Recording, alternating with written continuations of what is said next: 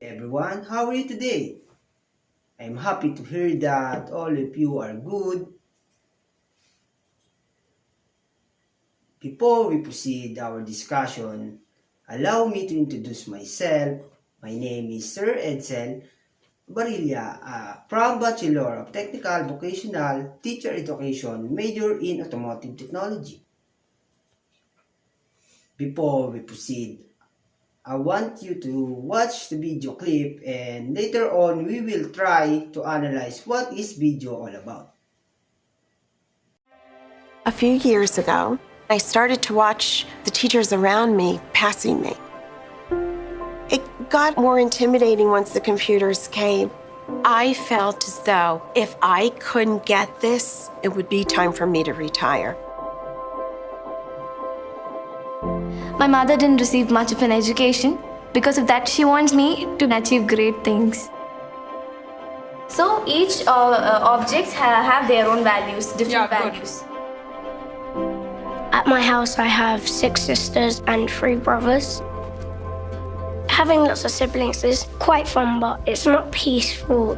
When I'm doing my homework, I go into Google Classroom. If I see my teacher's icon pop up, if I don't understand something, I could ask him and he'd be able to answer rather than having to wait till my next Spanish lesson. I take the bus home. On my phone, from anywhere, I'm able to access Google Classroom. We don't have to waste time writing our assignments, wasting paper. It saves my time. I find it useful to have classmates and teachers looking at your work. I can see where they've made mistakes and where I've made mistakes and where we can both correct it. Ahora está muy bien. Sí, excelente. I feel like I have made this breakthrough. You just click on their name and their document opens up immediately in front of you, and those beautiful thoughts come out.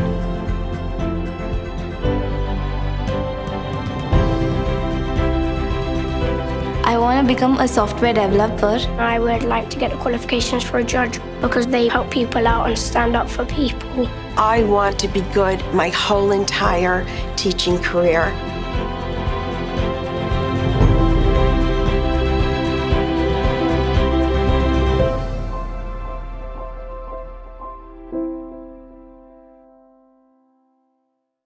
This video is about Google Classroom. So, how the Google Classroom useful in learning management system. So, let us learn the use of Google Classroom as a learning management system. Are you excited? Good. So, let us start to learn. Our topic for today is about maximizing the use of Google Classroom as a learning management system. Our lesson objective are, at the end of this lesson, the student should able to introduce Google Classroom as a learning management system. Discuss the uses of Google Classroom as a learning management system. Demonstrate how to create Google Classroom as a learning management system.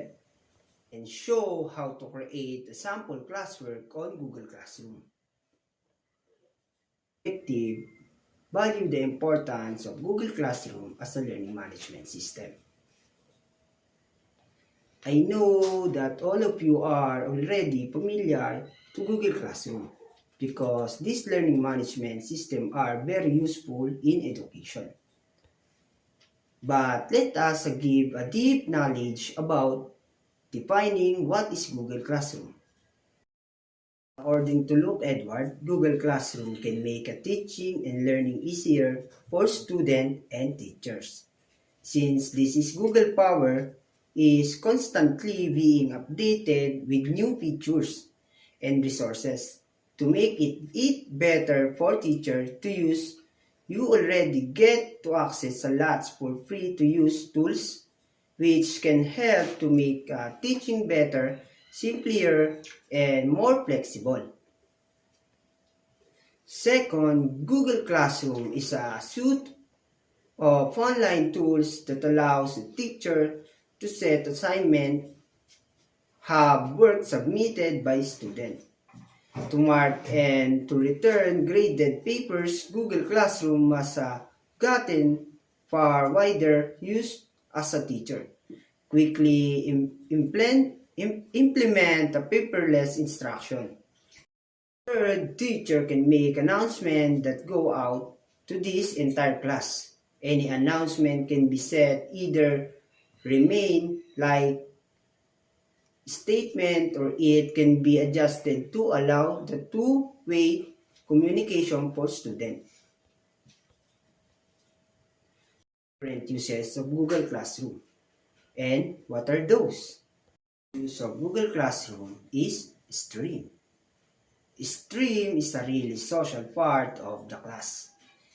It is all about communication for small classes that are entirely virtual. This might be widely used for discussion, but for larger classes replacing physical lesson, it might be commenting by student. The stream is just too much to manage. Second, the use of Google Classroom is classwork. Classwork is actually a place find to work that indicated as to do and the place you spend most of your time. On classwork is likely a folder where you find the assignment that your teacher has set for you. Uses of Google Classroom are people. There are the people tab in Google Classroom that will give you an access to all the people in the class. And it should be also give a contact details for your teacher of your student that the teacher has a power to add and remove the student from the classroom. It also helps the teacher to monitor their student. The fourth uses of Google Classroom is grading.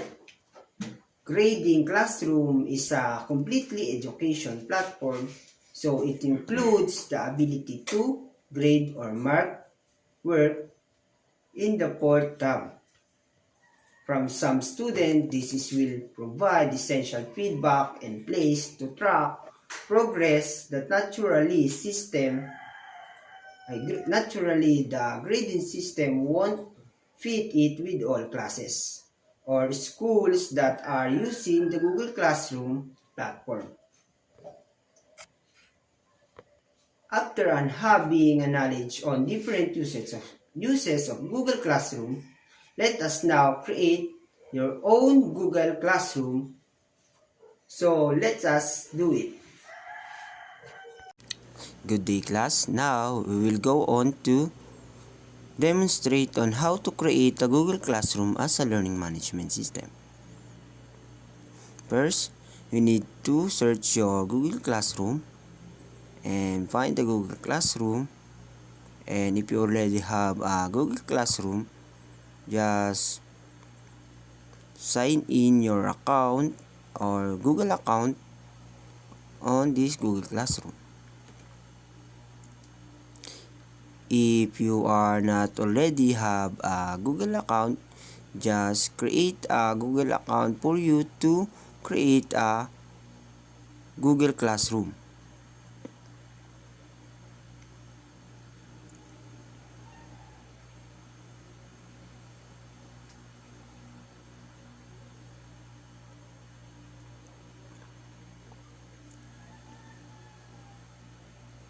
Now we will already done on creating a Google Classroom. Now just click the plus sign above and you will see the join class and create class.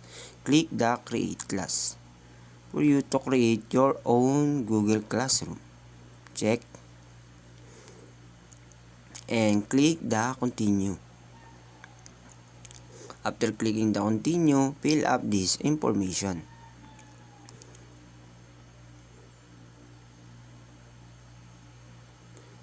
Create class.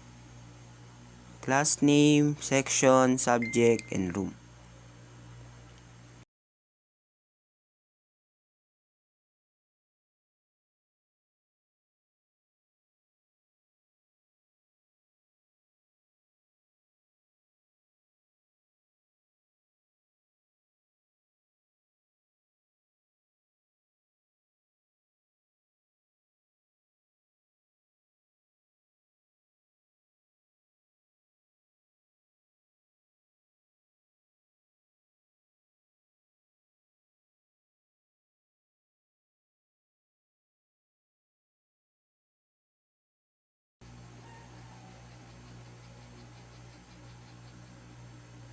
After done creating, just click the create all the information. Just click create.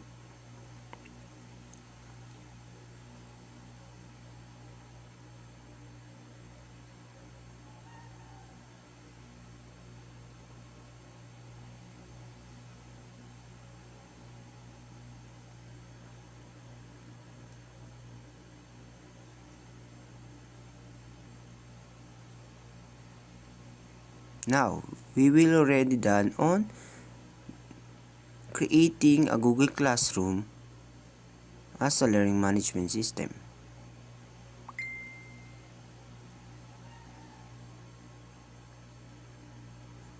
Then next, I will showing to you on how to post a Google Classwork. Now, we will already go on to creating a sample classwork.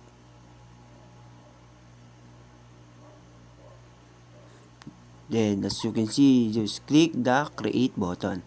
And you can see the assignment, quiz assignment, and question, material, and views and post topic. And just click the assignment from creating a sample classwork.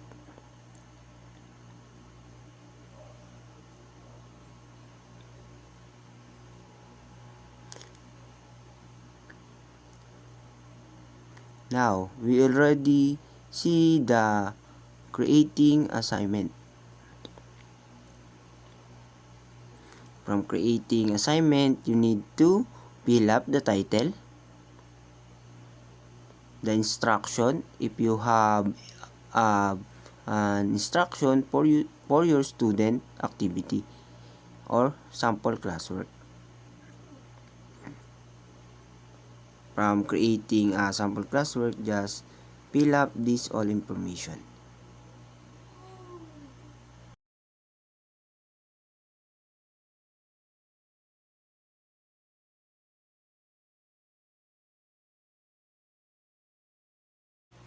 After done the fill up in the information, you can see the right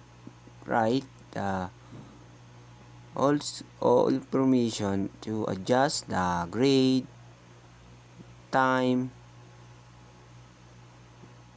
of due date of your, like that. You can see you can navigate your score like 80, 100 over 100, 50 over 50, 10 over 10 like quizzes, just like that.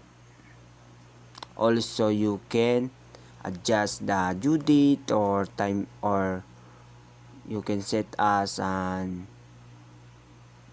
date for submission, and you can set a time for deadline of your school classwork.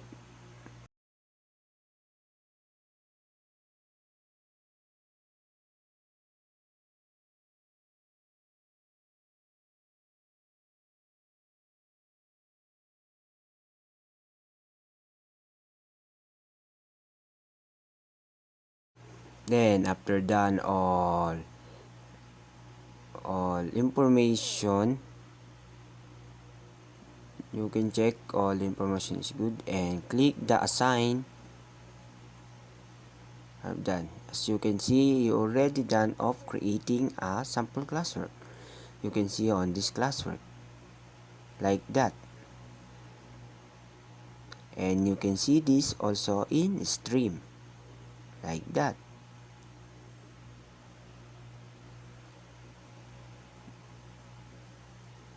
I already show a sample of creating a sample classwork as a learning management as a teacher.